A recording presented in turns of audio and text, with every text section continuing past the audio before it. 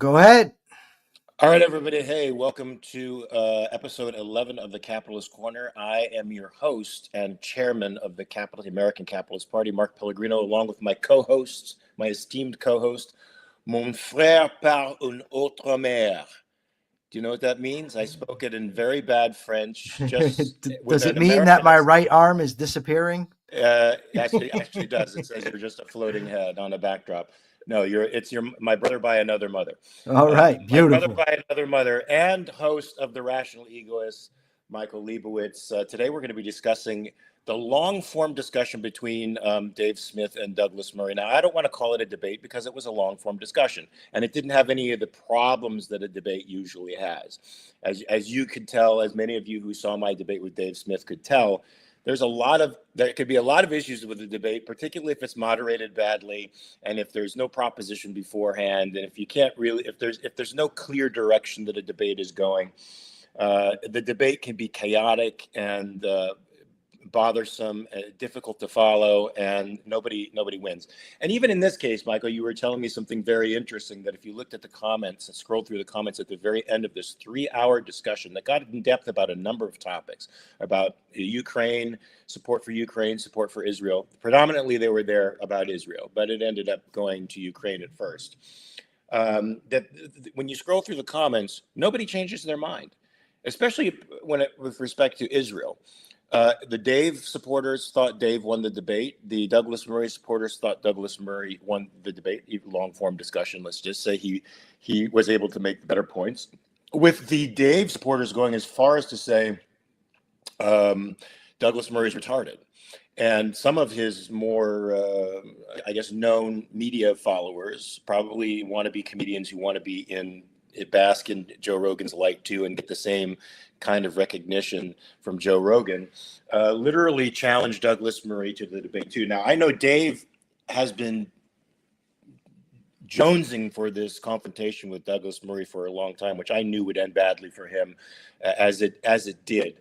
Not just because Douglas Murray has a cool English accent and looks like he could be sitting down with a scotch with one little ice cube in it and a fine cigar and a smoking jacket and discussing his way through these broad topics, but because I thought he made the better point, we're going to discuss all of that.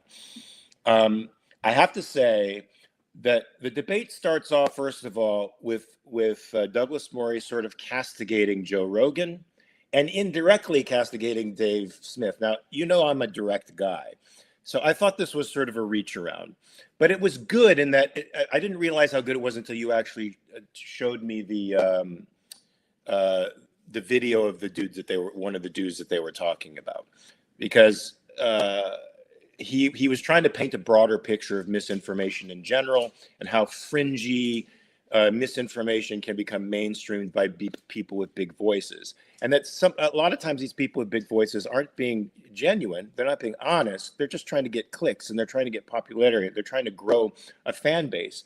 But in the attempt to grow the fan base, if misinformation becomes the standard, sorry, my microphone almost fell. It becomes the standard. Is that the new mic? Did you get the new mic? The stand came, the microphone didn't come. So don't blame me, blame Amazon. So look, this misinformation becomes the standard of information and wildly circulates out there and becomes viral and begins to basically outshout the good news, the right news, the truth. What did you think about starting out that way? Okay, well, let me just say that it was the idea. The winners, the fans, or the supporters of the respective people that were in this debate, Douglas Murray and Dave Smith, they don't just come out and say, I think Dave won or I think Douglas won. Each side says the other side got absolutely destroyed, eviscerated. They're stupid. They're this. They're that. It's so insane to me, because it's obvious that what happens is people go in with a view and then their view is just confirmed. And it's a difficult thing. I remember when I used to watch, presidential debates, when I actually was rooting for somebody, and in the last, few, I haven't really cared, but when I actually rooted for somebody, and I remember how hard it was to actually assess the thing because I had a view going in. So when a guy says something that I already agree with, then I say, oh, wow, good point.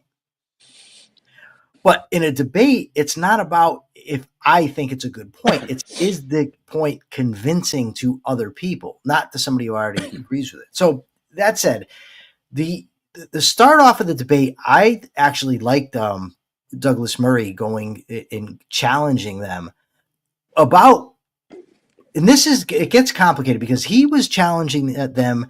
He actually says to Rogan, okay, you have on a lot of people that are anti-Israel. How many people have you had on to make the pro-Israel argument? The long-winded answer was zero. Right. I love that. Right. I mean, I don't like that word enough. And well, I've had this one on this one on this one on this one on, but none of them were brought on to actually talk about Israel. They happened to be pro-Israel people that came on to talk about other topics.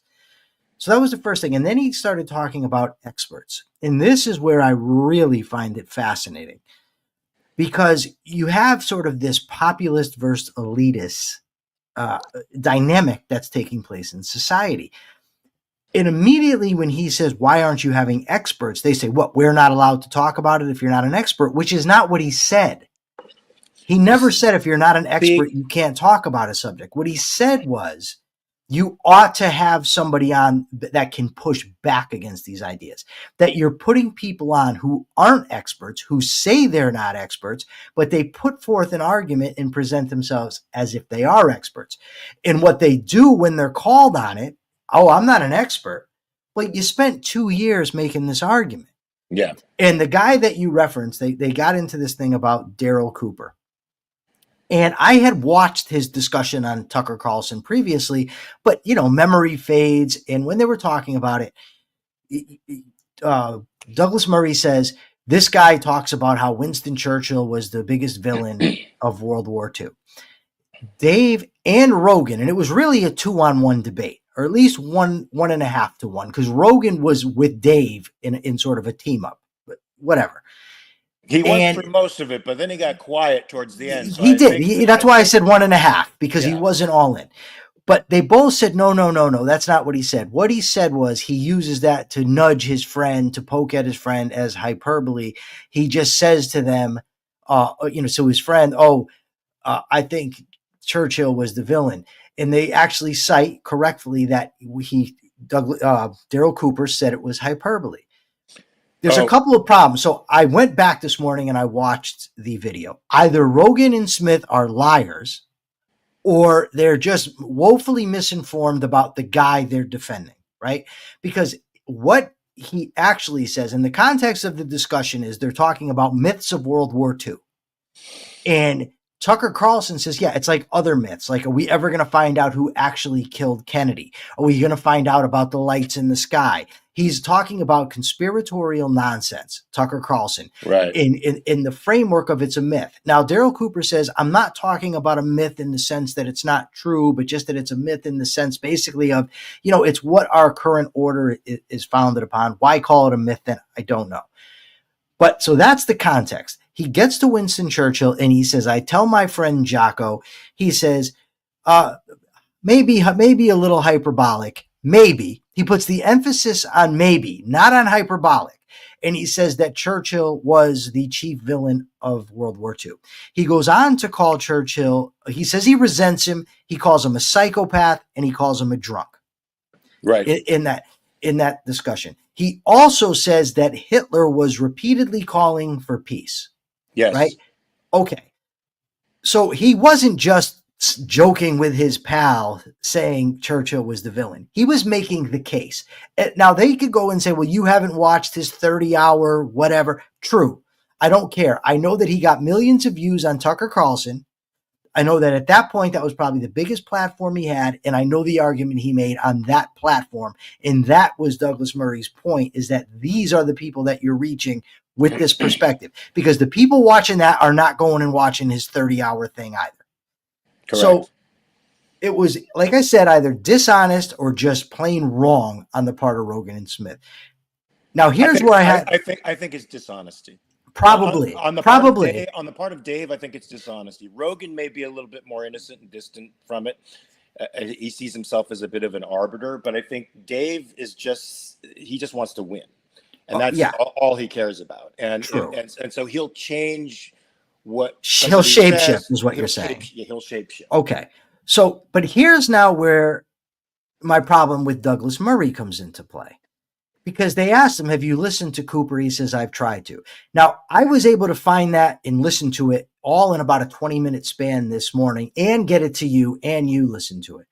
But Murray was woefully unprepared for when they said, oh, no, that's not what he said. He just said, he hyperbolically says this. Murray had nothing. In my view, it's almost, I'm not going to say to the same degree, but he's criticizing people for going out there with a message and being unprepared. That's what it boils down to, right? You're unprepared with the facts and you're coming and pushing a narrative, but Murray was unprepared to combat that, which was fundamental to his point. But this is something, Mark, that really sticks in my craw, is because with the warranted mistrust of the mainstream media and the mainstream experts, right, has come this idea now that everybody's an expert. Elon says, you're the media now. No, we're not. Your average dick on X is not the media now. He's not a good source of information. Joe Rogan is not a good source of information. And I frequently have arguments with my friend, not arguments, just, disagreements about Joe Rogan. And I figured out today what it was. He sees out of him, oh, he's a nice guy, he's not malicious, which I agree with. I don't think Joe Rogan is being malicious. I don't think he's trying to put out misinformation. What I think is that he has people on his show and he's cordial and friendly and lets them talk and spout bullshit, and there's no pushback. And then there's no expert that comes on. There's no Andrew Roberts, the guy that Murray cited, who he said eviscerated Pat Buchanan. I don't know if it's true or not. I do know that it's true that Daryl Cooper refused to debate him.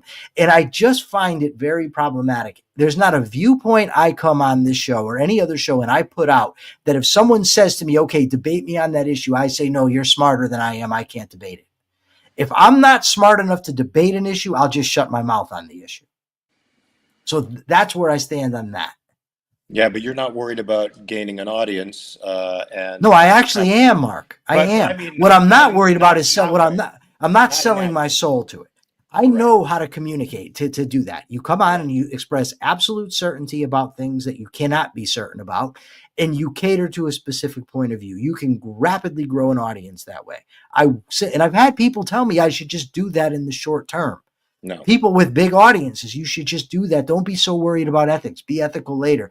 And no, because then the type of audience I'm going to cultivate, that's what they're going to expect and that's what they're going to want. I don't want that. I don't care. Don't be my audience. Agreed. Don't be a member of the American Capitalist Party. I don't give a shit. I'd rather lose than sell my soul to these people. Absolutely. So your priority is principle. Your priority is integrity, and that is what's important to you, and clearly not important to Dave Smith. Now, you could do a whole show on this Daryl Cooper and the errors and terrible things that he says about Churchill, and one of the primary things that I take away from this is when you say that somebody like Winston Churchill is the main villain of the story of World War II, and then in the very same sentence say, but I'm not exonerating Stalin or Hitler in any way, and then proceed to talk about the concentration camps as if they were simply an attempt on the part of the Germans who were unprepared to deal with the refugee crisis, to pour people into them because it was an inconvenient fact that they were confronted with during the war. You are a Nazi apologist at this point. You're a Stalinist apologist at this point, and you are anti-West. You can't get away from it. You can't have your cake and eat it too. Just like Dave can't claim to have all this compassion for dead Palestinian babies and for the Palestinian suffering, while at the same time claiming to be a critic of Israel merely. So I want to talk about a lot of that. So do you have anything to say with respect to that? I mean, that you can't have it both ways, and that when Dave and Daryl both claim to have it both ways, they're lying to themselves and their public? I don't know. I very much hate to do that. Like, I get it. I don't know what's going on in other people's heads, right? I know what's out there. I don't know their motivation. Sometimes you can glean it when you know a person well enough. Sometimes you can't. But When this happens, can I do think they try to have it both ways. Yes, yeah, you I can't do say think that. you can't say Churchill is the main villain of this story and not exonerate Hitler and Stalin to some degree. You cannot claim that the concentration camps were a result of a refugee crisis that the Germans were suddenly confronted with, and ignore the anti-Semitism in Germany growing from the 19th century and harbored by Hitler and advertised early on in the Nazi Party. You simply cannot claim those things at the same time. And Dave does this all throughout his narrative with respect to Israel. And they started out with Ukraine. And I wanted to talk about Okay, before you get, just want to mention one more thing. Yeah. Because I want to be accurate when I'm discussing this. I've had a long history arguing with Dave Smith on Twitter, and I'm very cognizant of my own biases. But here's something, right? Douglas Murray was woefully unprepared to do what you just did. When he was talking about Daryl Cooper, he could have brought up what he said about Churchill. He could have brought up the stuff he said about the concentration camps. He didn't. He wasn't prepared to do that. And that is a problem, because if you're watching it and you say, look, this guy made these accusations against this Daryl Cooper, but wasn't prepared to back them up, right? So if somebody's watching, that's what they get. So how does he then criticize somebody else for not going out and getting the information? I'm sorry, but the idea was I just couldn't stand listening to that. Well, then don't talk about the guy, because it sounds to me like what you're doing is repeating what somebody else said, because somebody else out there said Cooper made these statements. You took it at face value instead of researching it, which is the very thing that you're criticizing these other people for. Well, that's interesting. I never looked at it that way, and maybe it's because I have my own Douglas Murray bias. But let's talk about some of the things that they said about Ukraine, first of all, because Dave Smith is an anti-Ukraine guy. He comes at it from the anarchist libertarian perspective that we shouldn't be, sending money to foreign states, which the American Capitalist Party is behind. But in this case, I think I have a different perspective about it. His concept about the start of the war. Now, correct me if I'm wrong, because the concept that I got is that basically NATO was provoking Putin for a decade or more. They were provoking him to a fight, and that it wasn't really Putin who started this war. It was really NATO, and then it was our interference in funding a rebellion in the Ukraine. A bunch of students rebelled in the Ukraine over the corrupt government, and because we threw $100 million or so into that, we are now the major players and the major actors and the movers and cause of the war in the Ukraine. Now, Douglas Murray, of course, countered that very well by saying, well, actually, the student movement, was a spontaneous movement of students, and Putin was actually lying about Nazis in the Ukraine, and he used that as a pretext to come in and invade. Here's what I say to stuff like that, and this is what I tried to explain to Dave in our conversation about Israel, and he didn't understand it at all, and I don't even know if Douglas Murray understands it. He might understand this point of it. I'm like, why is Putin's opinion being discussed at all? Who the fuck cares what a psychopathic dictator thinks? From my perspective, he's not a sovereign. He has no right to exist as a governing human being over the Russian people. The Russian state has no rights given the government that they have.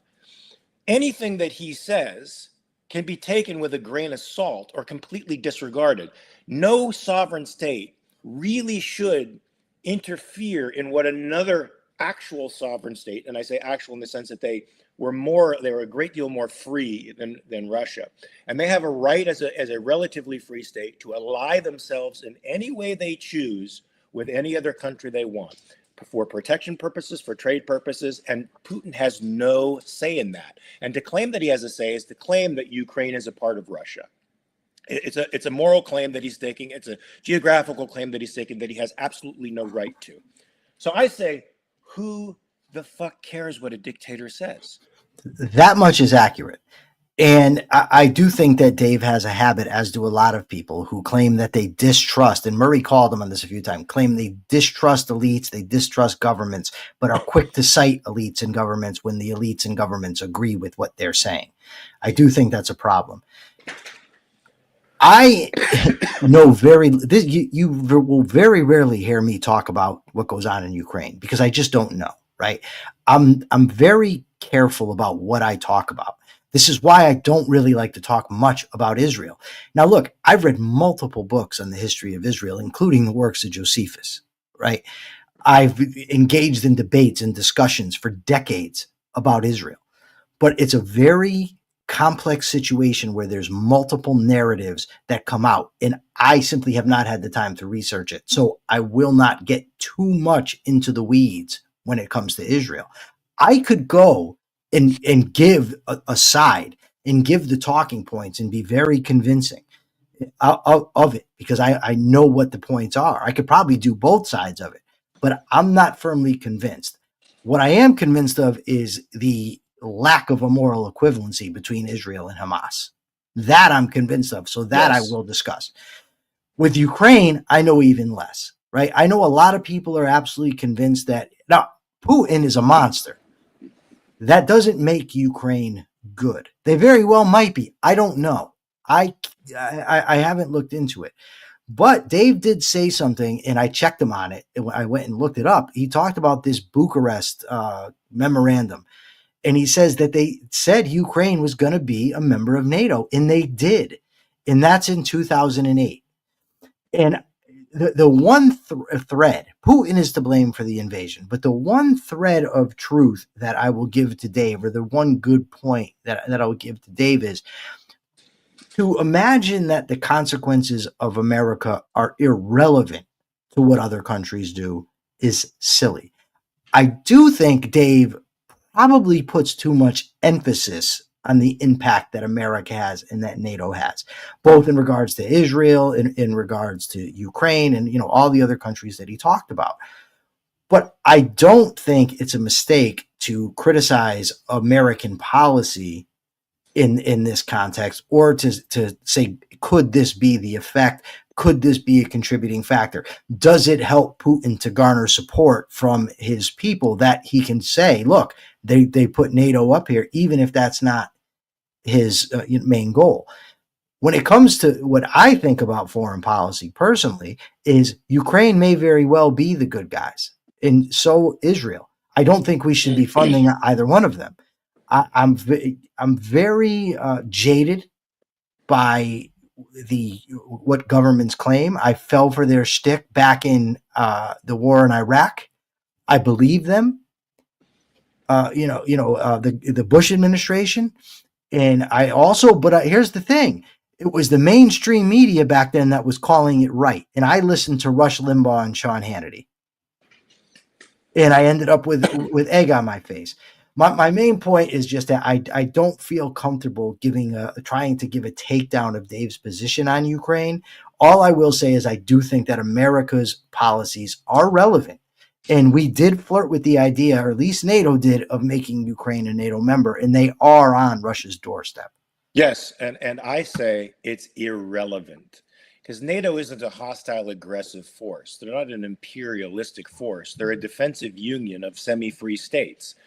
Russia is an entirely different matter. So Russia forming the Warsaw Pact, or gathering together a bunch of bellicose states that wish to expand communism across the globe, that's an entirely different phenomenon. True. So for me, the fact that Ukraine, which gave its nuclear weapons to Russia, wanted the protection of NATO, fearing that Putin was on the doorstep, and fearing that he would come in as he did, and take over the country in his aspiration to reacquire the Soviet Empire. It's completely legitimate for all parties concerned to consider that, because as he encroaches again, the way in Stalin-esque fashion, on Europe, on Western Europe, by way of Eastern and Southern and Central European countries, by swallowing them up whole, He's now on the doorstep of Western Europe. And they have to consider that as well. And they have to consider the beast that they're dealing with. And what kind of beast are they dealing with? A man who disappears his political opposition. No doubt. Okay, a man who is perfectly fine poisoning, stabbing, crashing planes that his political opposition are in. He's perfectly fine with murdering people. He has no soul. And so I would, as a Ukrainian, say, please, can I come into your union because I'm terrified? Just the way Sweden was terrified, Finland was terrified. They were all terrified of this monster at their doorstep, and all asked to be brought in. So for me, Dave's proposition, though true, we should criticize American foreign policy. In fact, when I discussed with Dave Israel, and he talked about Netanyahu, and he's recorded as saying we are supporting Hamas because it'll prevent the two-state solution. I'm like, that's freaking irrelevant. It's irrelevant all across the board for so many reasons. It's irrelevant. Just like. I said, and I don't want to discuss what pragmatic politicians say in the company of the political parasites they're trying to appease in the moment. I don't want to talk about that because it's irrelevant, mostly irrelevant to the argument that we're having, right? And just like this Bucharest, or was it Bucharest or Budapest? Bucharest, yeah. This Bucharest agreement is irrelevant. It's a pretense for a psychopath to justify expansion. That's it. That's all it is. I get a question because I don't know. You said that they gave up the nuclear weapons, and I've certainly heard that on numerous occasions, but I've read that they simply couldn't deal with the nuclear weapons that they had. They wouldn't have been operational for them. They had no way to manage them and control them. Is there any truth to that? Do you know? I don't know.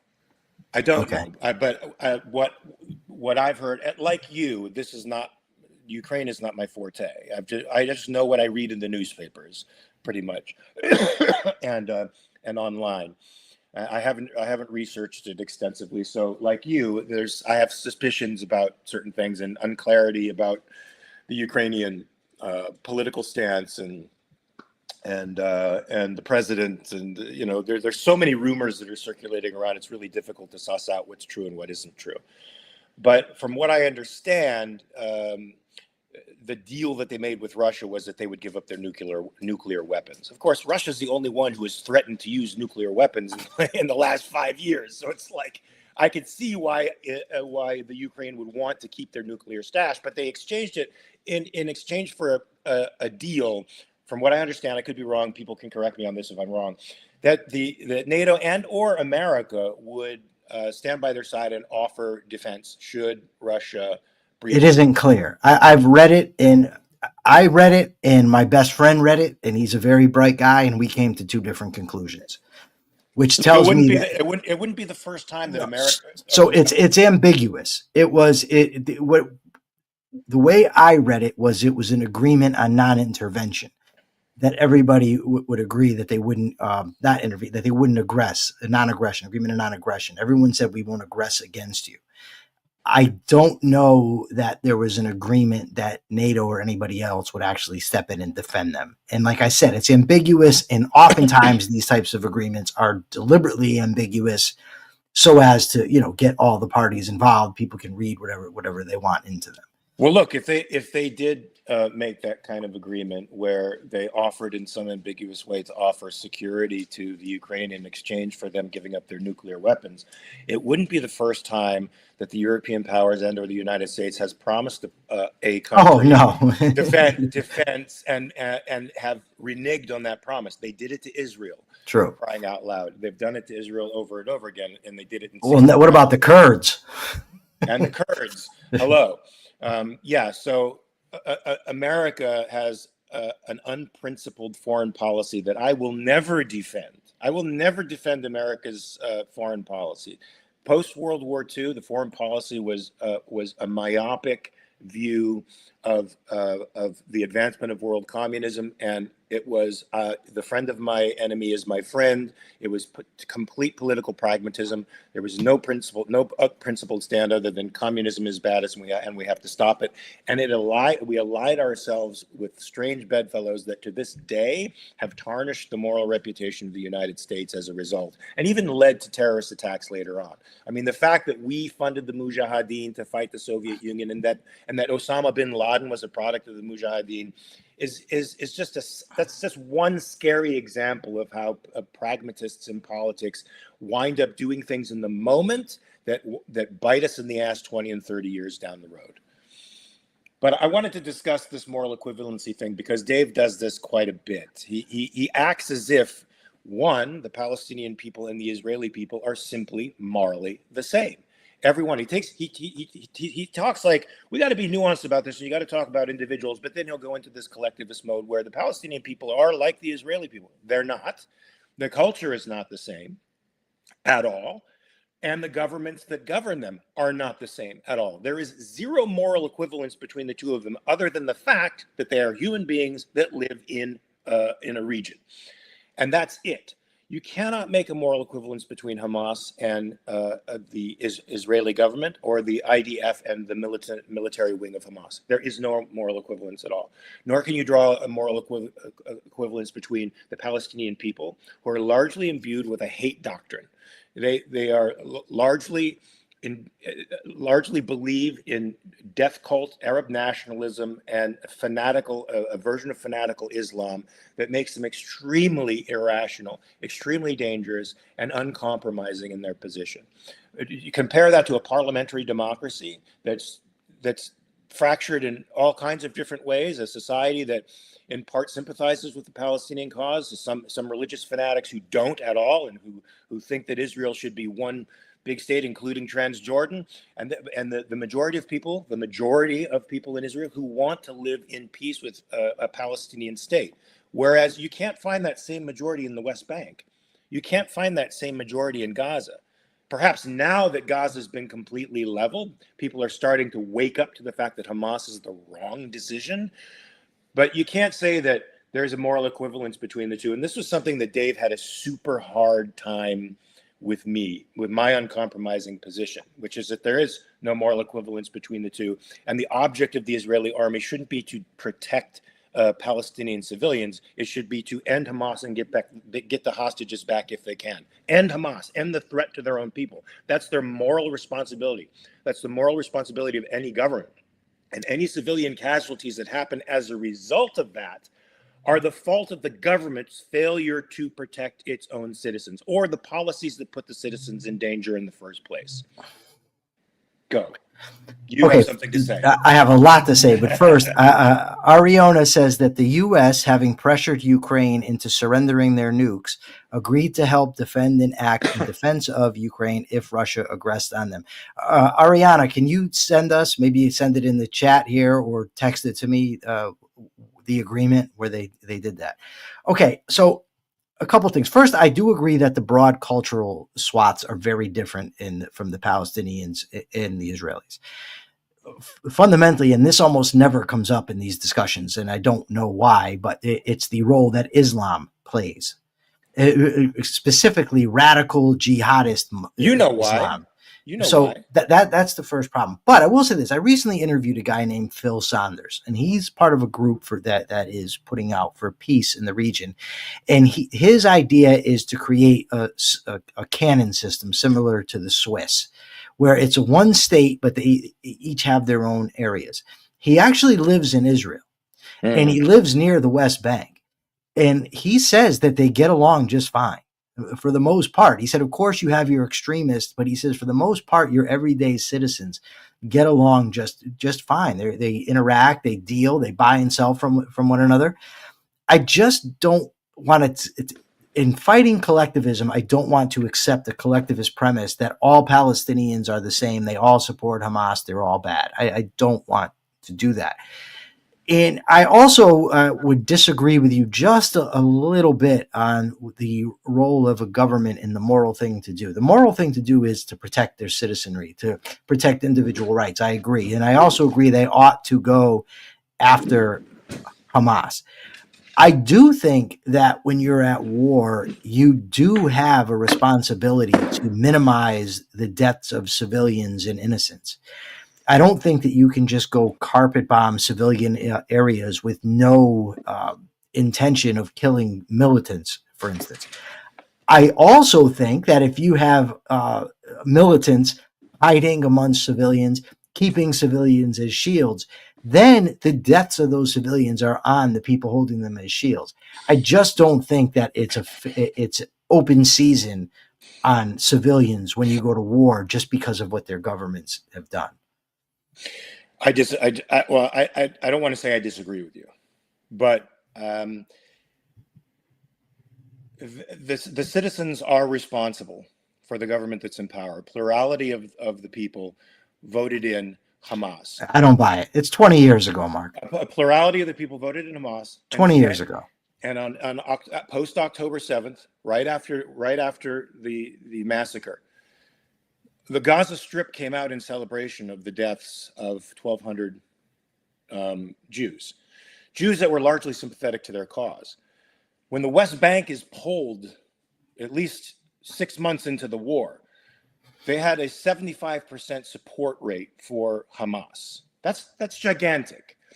Well, okay, hold on. Can I just want to. And also, go ahead. You go ahead. I'm sorry. And also, Abbas won't allow elections in the West Bank either, for fear that Hamas is now more popular than the Palestinian Authority. Turn up your mic, Mark. We're getting.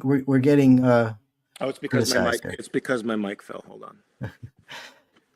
Okay, so let's just say that. Wait. Okay, go ahead. I thought you were done. No, Abbas. Did you think or hope? No, Abbas won't allow elections in the West Bank either, because he thinks that Hamas is more popular than the Palestinian Authority, and by every metric that I know of, he's right.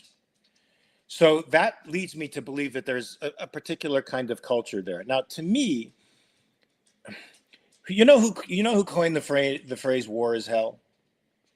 I forget, but I've heard it over and over again. General Sherman. Okay. General Sherman. You know what General Sherman did during the Civil War? Yeah, it was the scorched earth policy. As they went, I can't remember what part of South Carolina, I believe it was. It was Georgia. It was Georgia. Yeah, but he marched through Georgia and burned it to the ground. And Atlanta, especially, he burned all of Georgia to the ground. Why did he do that? Because he understood that the plantation owners, the wealthy elitists, and the population in that area supported the war. And one of the reasons they could continue to support the war financially and morally was because the war was not brought to their doorsteps. And so he understood that the way to win a war was to bring the war to the supporters' doorsteps, so that they understood in no uncertain terms what war was.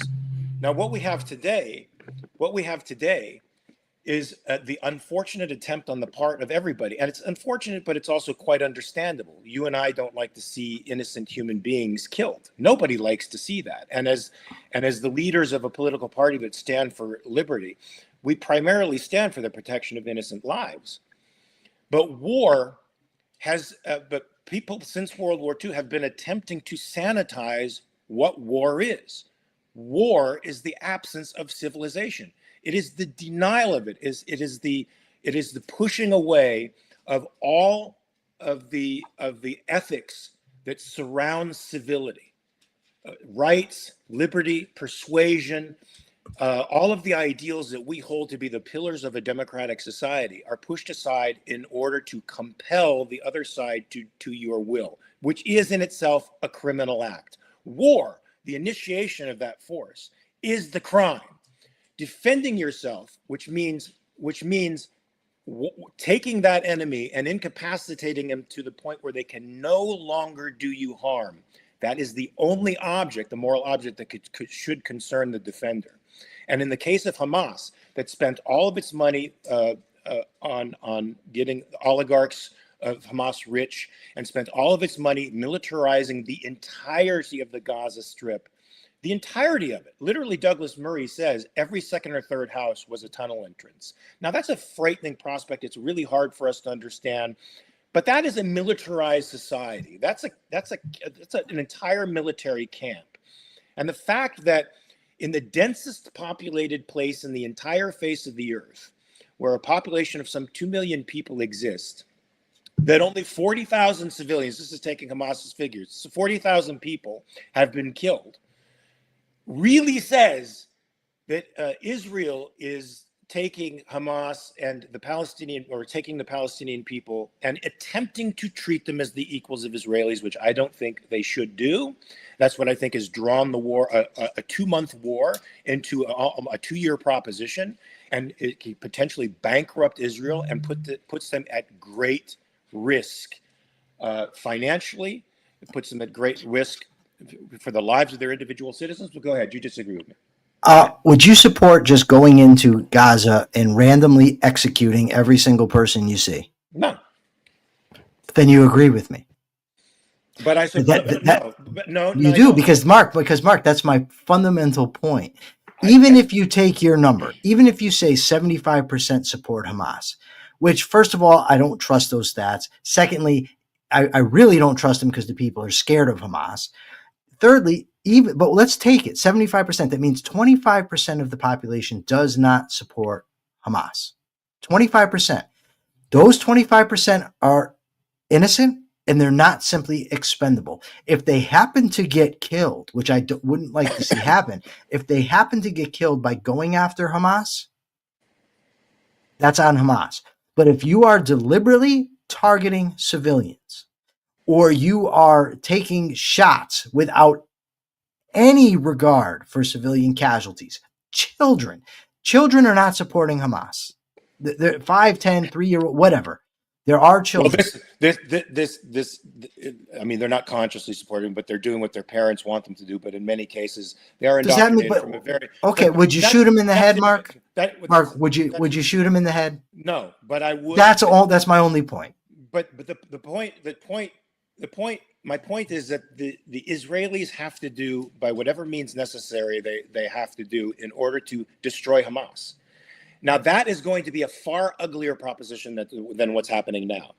What they're doing now is sacrificing men, personnel, and their entire state economy to defending what they say are innocent Palestinian citizens, as opposed to defending the Israelis with full vigor, so that Hamas is completely destroyed and the Palestinian people understand in no uncertain terms that following Hamas's dictates from this time forward, or Islamic Jihad, or even the Palestinian Authorities' anti-Israel one-state solution for Palestine from the river to the sea, when they understand that will lead to nothing but death and destruction, then they are willing to give up. How do I know they're willing to give up? They surrender. They surrender and they turn over the hostages. Now, so far, we've seen a little bit of movement on the population in Hamas, where I don't know if it's performative or not, but they've protested against Hamas. They should do more than that. There should be open rebellion against Hamas. They should be fighting them with cudgels. They should be, those 50 some odd hostages that are remaining right now, and the 24 bodies that are remaining, they're hiding somewhere, not just in tunnels, and not just Hamas militants are in control of them. Mark, I get all this, but you're straying from the point that I want to talk about. Because and it's even like Eric Clayton in the comments says nobody is targeting civilians. I'm not accusing them of targeting civilians. I'm specifically addressing the point that Mark made, that the job of a government is only to protect its own citizens. During wartime, they're not to take into consideration the civilians of another country. I disagree with that. Oh, but you strawmanned my proposition, which is that is their only responsibility. But that doesn't mean, by contrast, that they should just randomly kill people. No, but Mark, that's why I'm specifically asking, because if they morally cannot randomly execute civilians, then they do have a responsibility that goes beyond the mere defense of their own country. They have a responsibility for how they conduct themselves. I'm not even saying that they're hitting the max point right now. I really don't know. I'm not over there, right? I only know what the varying people, talking heads, say. What I'm saying is only that when a moral country goes to war, you have a moral responsibility to minimize civilian casualties while you do everything you can to take out the enemy. So what that means is you can't just go murder civilians hoping that the other civilians are going to turn on their government. It's legitimate to go after military targets. It's legitimate to go after enemy targets, enemy personnel. And if there happens to be civilians there, I would go after them anyway.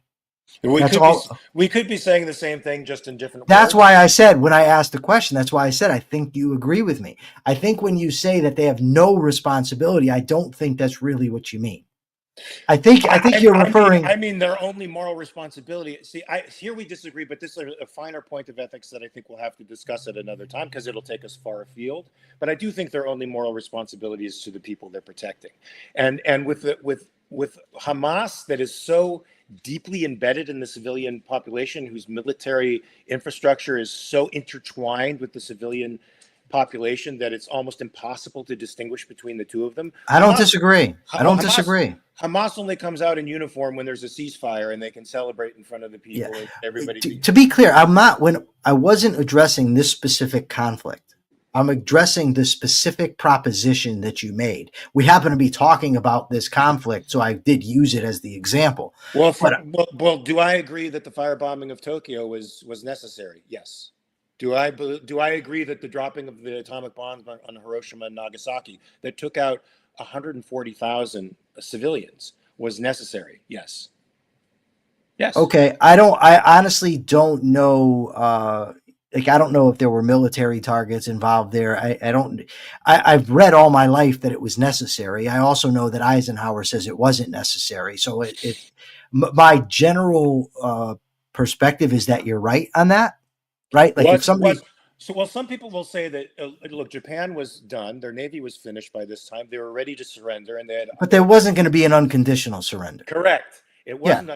See, the enemy who starts the aggression has no right, no claims to terms. I agree with you. Okay. I want to, but I do. I now that we've spent the time arguing with each other, I want to get, which is fine. That's good. Ariana, they're talking in the chat that it's the Budapest Memorandum where we agreed to defend Ukraine. I know it's the Budapest Memorandum, Ariana. I've read the Budapest Memorandum. That's what I was talking about. What I'm not clear on is that it actually says what you're claiming and what others claim it says. If you could show me where in the text the promise is made to protect Ukraine against aggression, that's what I'm looking to see. Okay, so a very interesting point in the discussion, I thought, was where Douglas asked Dave, when is the last time you were in Israel? And he didn't seem to think it was a gotcha question.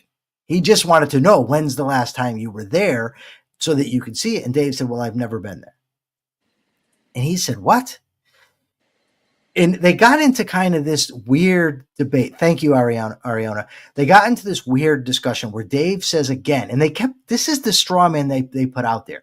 If you criticize them for platforming people and not pushing back, they say, oh, so we're not allowed to talk about it. No one's saying that. And then Dave says, oh, so since I haven't been there, I can't talk about it. No one's saying that.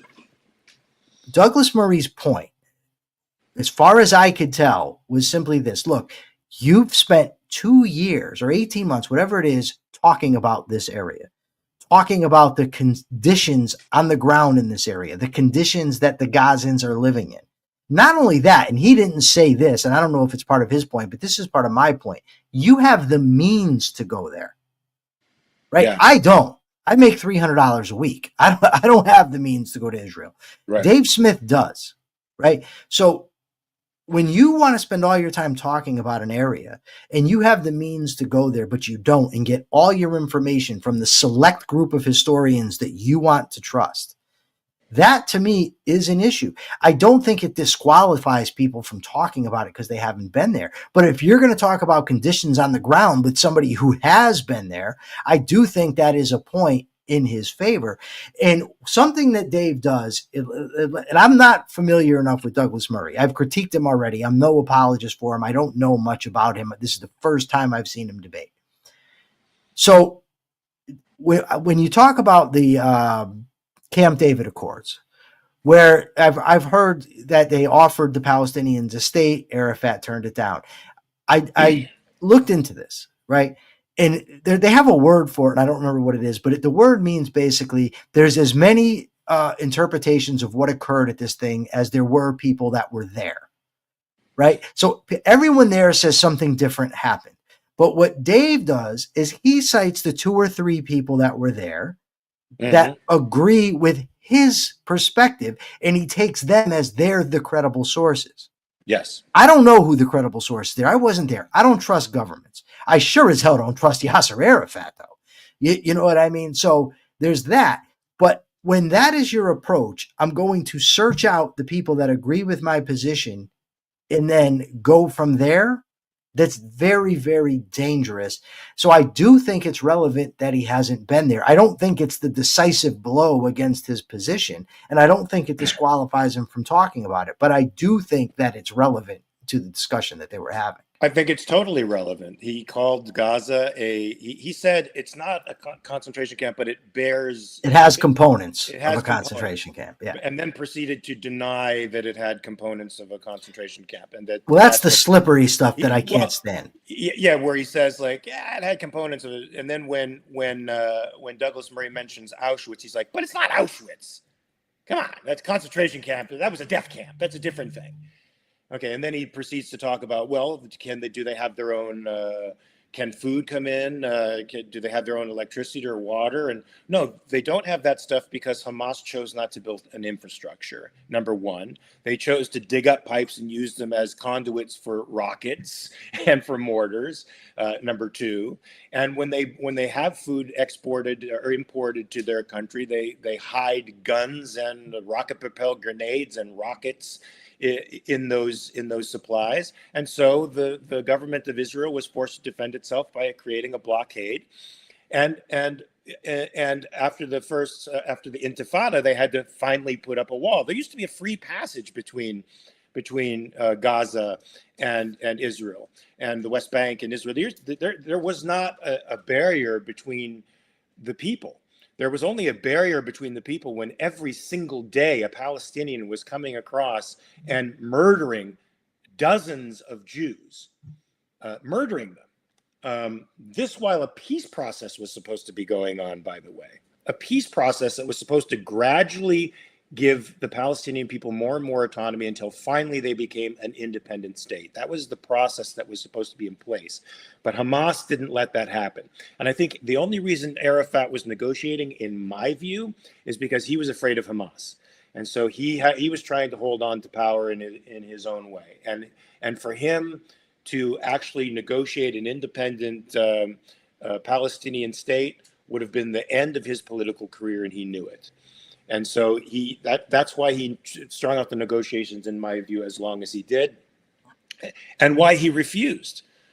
Because the Palestinian people have been imbued with this idea that all of that land is theirs, all of it was stolen from them by the Jews, and they want it all back. And the deal that they made, that was in place, was that they would get the West Bank minus 4 to 6% of the land that Israel would keep for its own security. That's it. I mean, and all of Gaza. Okay, I want to read this to you just because I'm going to backtrack. Good points all, but I want to go back because this is where it comes down to with this Budapest memorandum, right? And this is why I think, in all due respect, Ariana, that you're mistaken in saying that we're supposed to defend Ukraine or that we agreed to. This is what it says. The Russian Federation, the United Kingdom of Great Britain, and Northern Ireland in the United States of America reaffirm their commitment to seek immediate United Nations Security Council action to provide assistance to Ukraine as a non-nuclear weapon state party to the Treaty on the Non-Proliferation of Nuclear Weapons if Ukraine should become a victim of an act of aggression or an object of a threat of aggression in which nuclear weapons are used.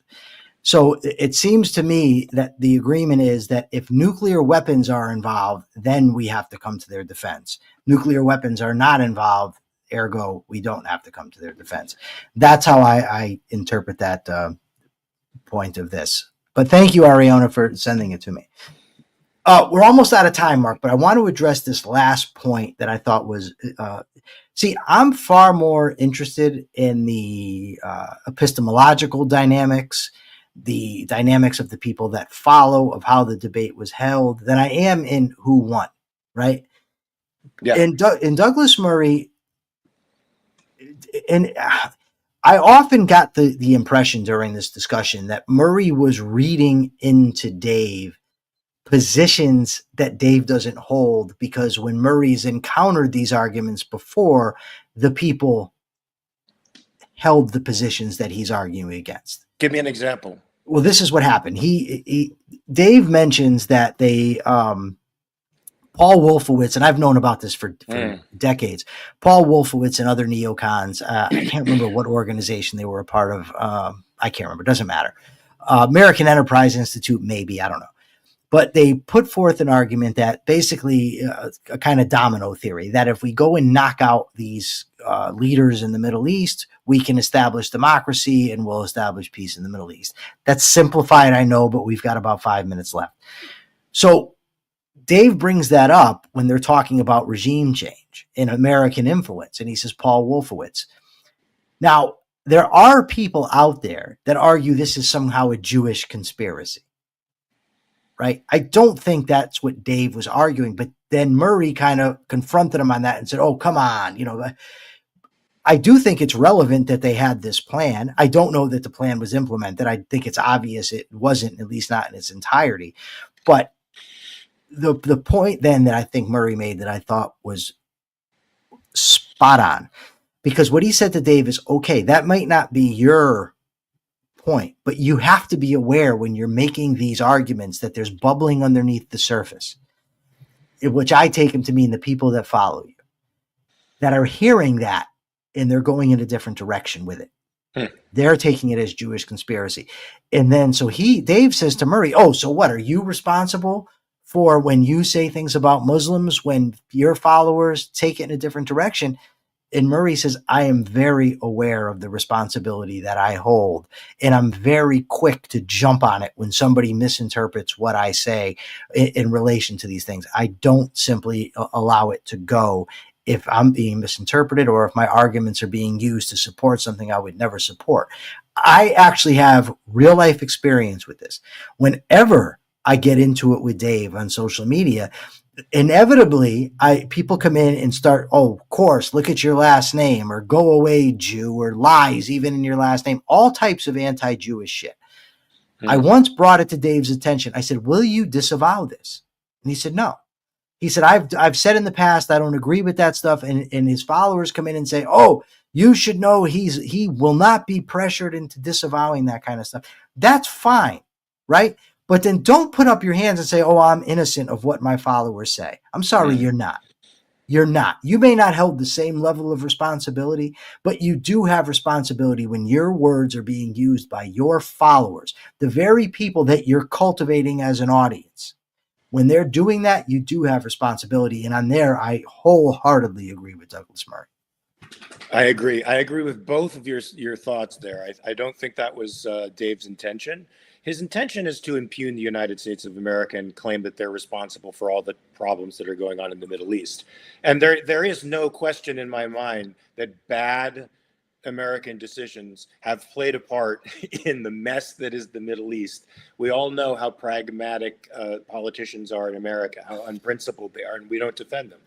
But Dave's focus on it as if it is the sole responsibility. Murray referred to this later on. You rob the Palestinian people and the Arab people and that the people of the entire region of moral agency. And he tends to do that. He tends to claim, well, Netanyahu funded Hamas, so that's what actually made them exist. Not the Palestinian people by choice, not the Palestinian people by even ideological belief or bent right now.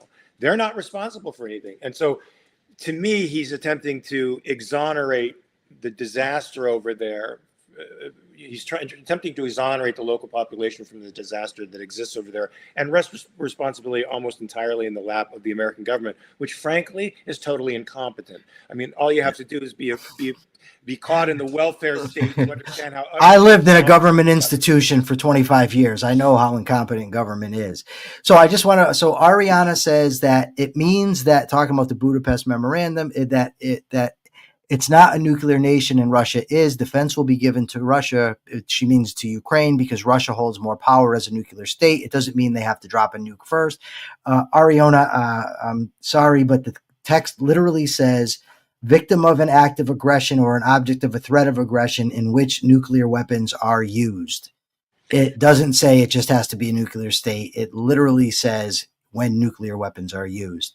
But thank you again, Ariona. Thank you for the interaction, and thank you for sending me the PDF. Mark, you want to take us out with the... I also want to thank Ariana for the awesome coffee cup that said, "I love coffee," and the word cunt. Did you see that on my social media? I started using the C word again. The communists made me do it, damn it. The communists. I thought communism was the C word. It is the C word. It really is the C word.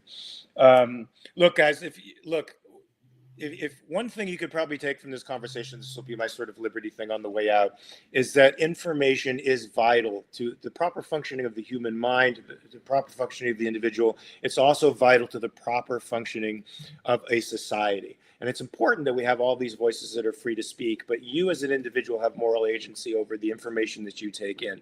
And your primary focus as a free, rational person should be the truth. That means with all the information out there in the world, you're going to have to do your due diligence, as you would shopping for a car, as you would for getting the right doctor to take care of you, as you would for shopping for a house or looking for a partner. You have to do your due diligence with respect to what affects your life. And information is some of the most important ingredients in your life. It will affect everything that you do, so make sure you shop carefully. Let the buyer beware is a phrase that comes out of the marketplace. You are responsible for your own life, so take it with respect to everything, including information. And that's my liberty thought for the day. Awesome. All right, take us out. Well, folks, thank you for listening to episode 11 of the Capitalist Corner. Please make sure you follow Michael Liebowitz on social media. You can follow me too. I'm a little bit more pugnacious. Michael is my lighter half, my better half. He's the light side of the force. I'm the dark side of the force, I guess. And also listen to the Rational Egoist. And you're going to be debating somebody on Monday, right? Here on Monday, William Swig from the Ayn Rand fan club. I put it out there. I am fed up with the defense of Donald Trump amongst objectivists. Good. I'm not saying anybody that happened to vote for him. I'm talking about the people that defend him, that think he is a net good. So I put the challenge out there, and he was the only one that accepted it. And he said he's prepared to defend the proposition that Trump is a good guy and a good president. So we'll see what happens on Monday. I love that. That's awesome. Guys, you got to come watch that, because there is some dissension in the ranks of objectivists about this. And I think it's important. I think it's important. You're not a lefty if you don't like Trump. You're somebody who's embracing the truth, because right. there's terrible, fatal flaws in this guy's epistemology, and this guy's personality, and his vision of government. So, and folks, let me just toot my own horn. When it comes to debating, I am an absolute assassin. I got to tell you. True talk. I got to tell you, I agree with you. Watching you debate is sort of like watching a brilliant jiu-jitsuka on the mat. You know, it's minimal motion, complete control over the role, over the narrative, over everything. And you're 5 or 6 moves ahead of the dude underneath you, so you already know what they're going to say before they say it. It's a beautiful thing to watch, folks. So tune in, please, and watch. I don't want to predict a victory already, but you can't do that. No, we don't know. He may hit me with something that I'm unaware of. I'm always willing to change my mind if somebody presents evidence. Okay, that's good too. See, what I love about this is that we capitalist objectivists, I think true objectivists, are willing to change their mind, because they're always checking their premises. And that's the way I get out of here, folks. Always remember to check your premises. Peace.